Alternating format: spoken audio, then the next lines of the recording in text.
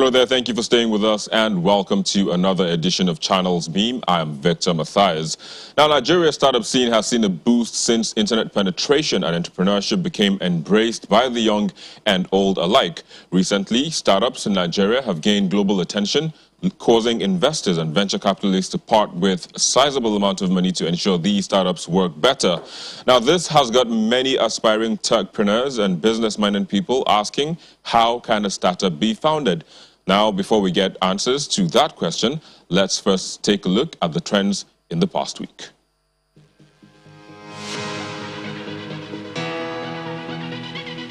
The Super Eagles booked their spots in the finals of next edition of the African Nations Cup after beating the Squirrels of Benin 1-0 in Port Novo.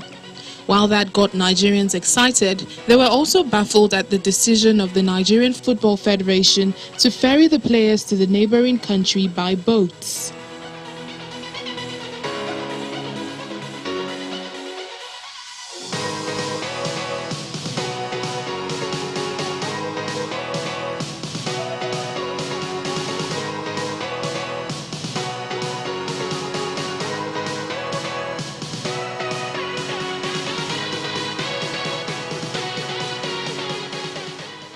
Christians all over the world celebrated an annual feast in the Christian calendar that marks the transition from Lent into the Holy Week that leads up to Easter.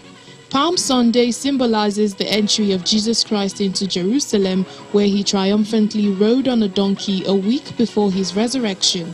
The event is recounted in each of the 4 canonical Gospels of the Bible: Matthew, Mark, Luke, and John.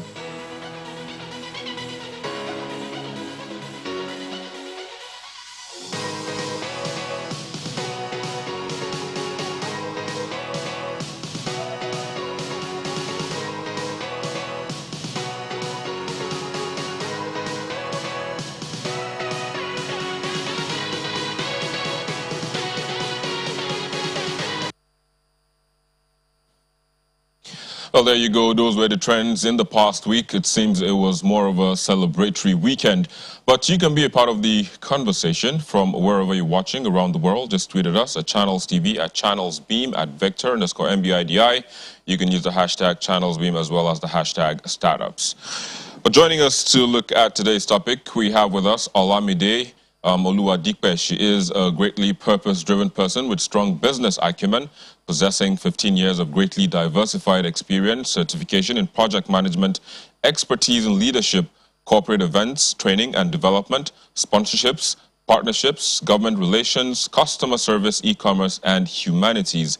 She is the founder of handmaidenofgod.com, an outreach for the dechurched, and also the founder of 100 Naira Markets, an e-commerce-enabled walk-in store where everything is bought and sold at a pegged price of 100 Naira. She joins us from our studios in Abuja. Olamide, it's a pleasure to have you today on the program. Thank you, Victor. You're welcome. It's good to see you. Happy Easter in advance. And, of course, happy Palm Sunday. In arrears, of course, you're welcome. So let's begin this conversation now. So there's been so much conversations around building startups. We understand some might tell you that, okay, you have an idea, you have a vision, but how do you put that vision into being? How do you make it a plan? How do you make it something that people will come to in the first place, and that can be tagged a startup? Okay, thank you very much, Victor. I think first of all, people put a lot of pressure on individuals who are interested in the startup sector. A lot of businesses were actually discovered accidentally, not entirely on purpose. But however, if you have the opportunity to actually do investigations before you actually launch out on when you've discovered a solution to a problem, one of the first things to do is to get educated in that sector, get educated in those who are forerunners who've gone ahead of you. That would be the first thing, to get a lot of knowledge in that and see the viability of that business. And then, of course, you look at funding and investing as well. And that usually, and most of the time, is safer and better when you start with your immediate nucleus family who are willing to invest in your business. When you have been able to prove some degree of right corporate governance, and then accountability, and keeping your book records solid, then you can launch out and present your business to be presentable for investors who may be interested in what you have. Yeah, so that's where the, what's it called now, the elevator pitch comes in. And for sometimes they find that difficult to do or to carry out. You might have the vision, you might be that visionary, you know, but putting that before those who might be interested, like you said, the investors, is one of the pitfalls, as I have read in some places. But how do you overcome that fear? How do you put your pitch, you know, I mean, because as an elevator pitch, it's always within 1 minute thereabout. I mean, how do you do that? How do you compose all of the things that you've visioned or envisioned, you know, in that short period of time and make it presentable? Personally, I've been running businesses for the past 15 years. I've never had to do any elevators pitch. Like I said, there's a lot of descriptives and coinages out there. For lack of a better word, a lot of subject matter authorities have put those words out there with good intent, but they have somewhat been an impedance to those who genuinely have a solution to problems, especially problems endemic to or unique to us as Nigerians. If you have a business idea, you want to check the viability, then look for those who are authorities in that industry that you can submit yourself to in terms of mentorship. And they can also help you take a look. And most of the time, when people become subject matter authorities, they also want to become investors because they've already set up various organizations for themselves. They're looking for a way to put their money in that can help them make money. So when we start talking about things like elevators pitch and, you know, making things a little bit too stringent and hard, it kind of kills the creativity and the genuity of business sometimes. Like I said, a lot of businesses were actually discovered accidentally, you know, and Nigeria alone has 95% of contributions towards the economy based on small businesses. And Instagram businesses contribute a major part of that as well. I'm sure they've never done any elevators pitch before. As a business begins to grow, then it starts getting technical. Then you can get those who are strong in certain areas. People who are fantastic in creativity might not be fantastic in presentation, verbal presentation. They may know how to put down an idea written down. They may not know how to vocalize it. So that's where aspects of, you know, partnerships and co-founding comes into play. So if you've started a business, if you want to start a business, you have ascertained the viability and you're looking for funding. Like I said, a safe place is to start with your family first. And once you see that the business truly is viable and you have profit coming in, you've been able to generate revenue, then you can then begin to consider presenting for investors. And the founder doesn't necessarily have to be the presenter. Do you see what I'm saying? So there are different aspects, different professionals or different specialists in terms of when it comes to making the business, you know, viable publicly. So one thing that caught my attention was the fact that you made mention of Instagram businesses. I mean, many might think that Instagram is just some place where you just post trivial updates and all of that, but it seems businesses now are moving to, you know, non-conventional platforms like, you know, Instagram, Facebook, Twitter, and all of this, which also brings us to, you know, the tech part of, you know, entrepreneurship and startups as well. But if you're looking at it from that perspective now, looking at also internet penetration and availability and cost and all of that, how well would you say we're doing in Nigeria? I think the spirit of Nigeria is the spirit of adjustment and creativity. Nigerians are never caught in a loop or you know, caught in a situation where they don't know what to do. Nigerians are very, very creative. And in me saying that, I'm trying to affirm the fact that Nigerians have been able to look at the fact that, one, there's not a lot of funding out there. It is millions of people, thousands of people compared to meager resources. They've been able to cut down on the cost of doing business, and one of them is Instagram. Instagram, Facebook, and some are even on Twitter. So yes, Instagram is a fantastic place where a lot of Nigerians actually do their businesses. I'm not sure I know any other country that is doing as much businesses on Instagram as much as Nigerians. And if anyone is on Instagram, they're either selling a product or eventually they're selling a service. Even when it has to do with followership, they're monetizing their influence. How can I use my influence to promote your product? So most people are actually on Instagram for opportunities, for raising funds, or even just for getting information. So it's no longer just about what's trending in terms of looking good, taking pictures, and seeing what you're eating for the day or what your menu for the day is at the end of the day, it also has to do with how you're going to contribute into the economy. So now, let's now take it down to, I mean, since we're talking about the tech and internet and all of that. Tech startups in Nigeria now. Of course, you would have heard all of the investments that have been coming in. Not too long ago, we celebrated Paystack, and then before we knew, Flutterwave came with a bigger investor and all of that. So now the tech ecosystem, I mean, the tech startups are attracting a lot of investment from angel investors, and venture capitalists outside Nigeria. What would you say is the attraction for them? Why do you think Nigeria seems to be the flower that the butterflies are perching on to suck its nectar? Personally, I find it exciting, and I also think it's a fantastic global affirmation that Nigeria is a country to do business with.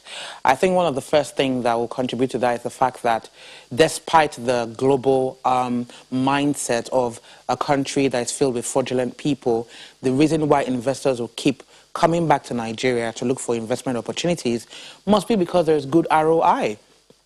And investors talk, they share information. So that means that the companies that have already been invested in are actually, giving returns in terms of the investment. So more people want to come and invest. That's point one. Point two is our numbers. Our numbers, even though sometimes it seems like it's a lot, it has always been, in terms of economy and commerce, it has always been a blessing. They know if you bring a viable relatable business into Nigeria and a good and sizable number of people see it as a solution to a problem and they latch onto it, it's good money already. Lagos alone is over 20 million people. If you can conquer Lagos, talk less of conquering the country, then you're good. So yes, I'm really happy at the news of Paystack, which happened sometime last year, and greater news when just in March alone, the tech startups were able to raise over $200 million in funding, especially regarding Flutterwave had a huge chunk of that $200 million. So I think it's a really good opportunity and a good presentation for us globally. Let them keep coming. And personally, I also believe that it's the best way for investors to actually invest in the country than coming to set up something here. It is a business by the people and for the people. It's better to contribute your money and invest your money into those who understand the technicalities and our dynamism as a Nigerian people. People look at the numbers and they want to start a company that they've started abroad already. They want to come and start it here in Nigeria. And they say Nigeria is a different ballgame. So it's better when you hand over that investment into the hand of Nigerians. They know how to navigate the terrain better. So quickly, before I let you go, what can we do to see more of local investment in startups in Nigeria? Quickly. Local, that will have to do with participation. How vested are, the government should begin to look at in terms of tax returns, look at in terms of giving them awards in terms of recruitment and selection of the local and general populace. Those are things that, it has to do with the government, especially encouraging the local investors on, the benefits of them investing in the country. It'll be by the government, I believe strongly. All right, I can't wait for that to happen. Hopefully it does happen sooner rather than later, but I'd have to say thank you for joining us today on the program and sharing your thoughts. Olamide Oluwadikpe, Startup Consultants. Of course, you're welcome. We'll take a break on the program, and when we return, we'll be bringing you highlights from the Digital Currency Summit that took place last week. Please stay with us.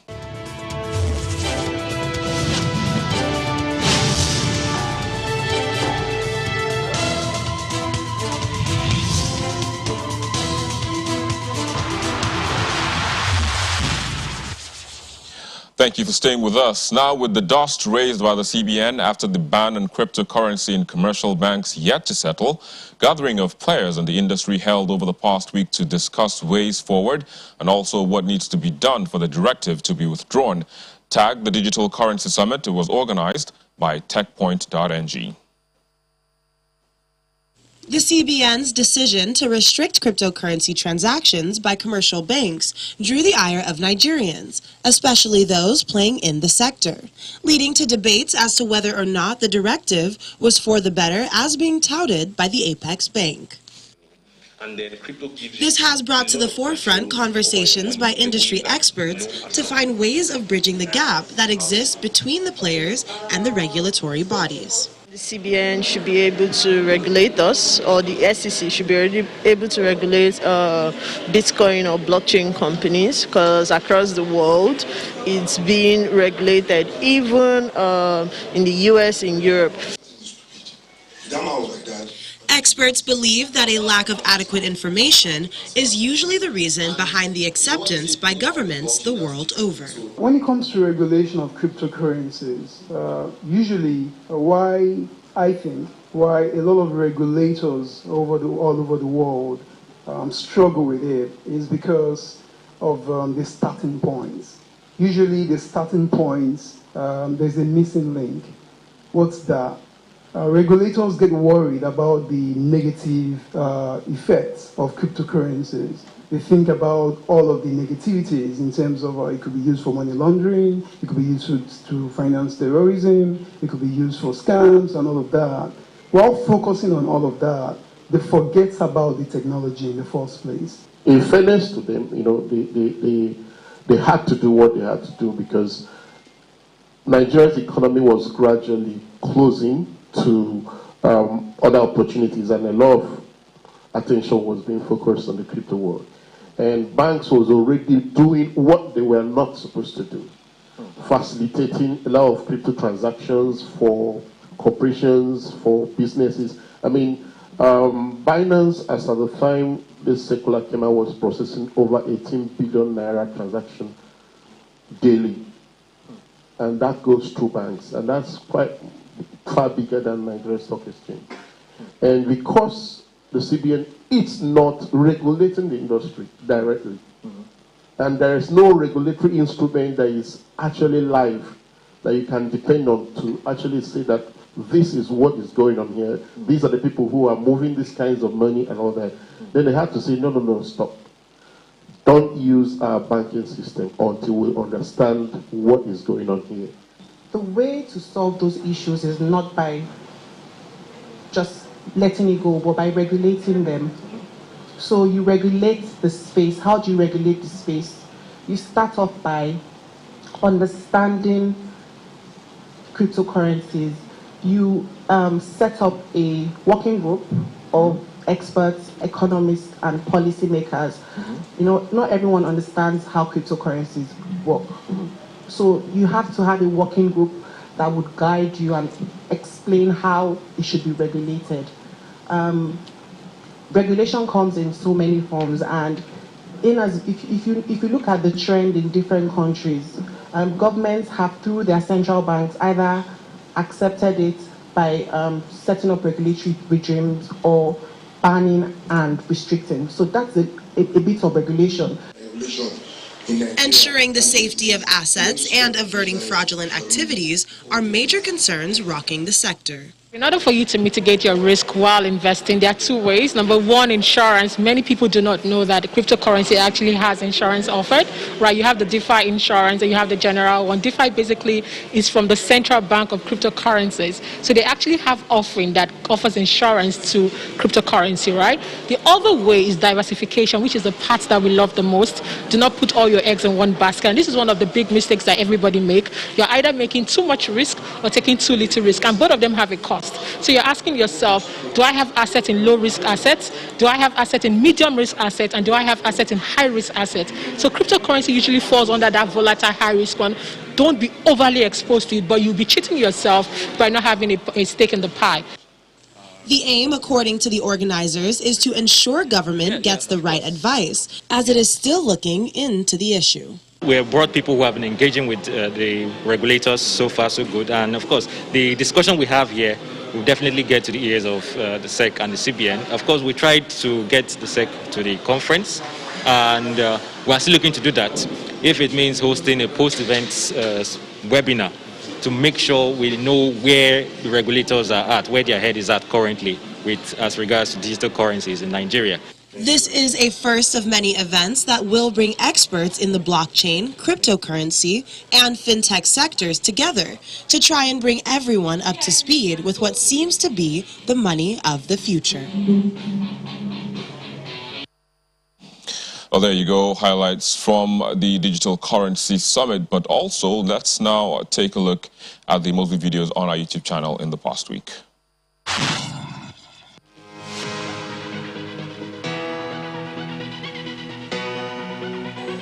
Because this is very important. Governor of Borno State calling for Power Shift come 2023 kicks off this week's most viewed videos in 5th place. We have to say the right thing. This is a covenant between us that power has to shift to the south. 4th spot is taken by the caution to the federal government by security expert on the country's situation. Treat everybody equally, fairly and justly, and there won't be problem. And that is what is exactly promoting these problems, these security challenges we're having in the country. Governor Samuel Otom of Benue State alleging that he has been penciled down for assassination by Mieti Allah comes in 3rd. They came out with a statement. I was alarmed, singling me out as the only person who is creating problems for the entire Fulani race in this country. It was quite disturbing. And behind the scene, I also heard that in the meeting, I was targeted for elimination. And we have former presidential candidate advising security operatives on how to handle Sunday Igboho. The people who are about to die have a right to defend themselves.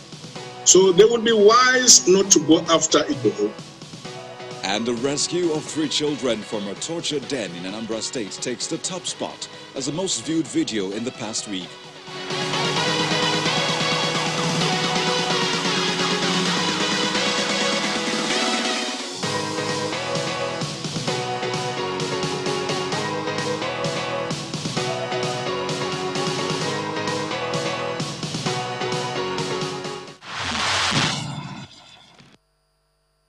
Well, there you go. Those were the movie videos on our YouTube channel in the past week. And also, that's where we draw the curtains on this edition of the show. Thank you so very much for watching. I'm Victor Mathias.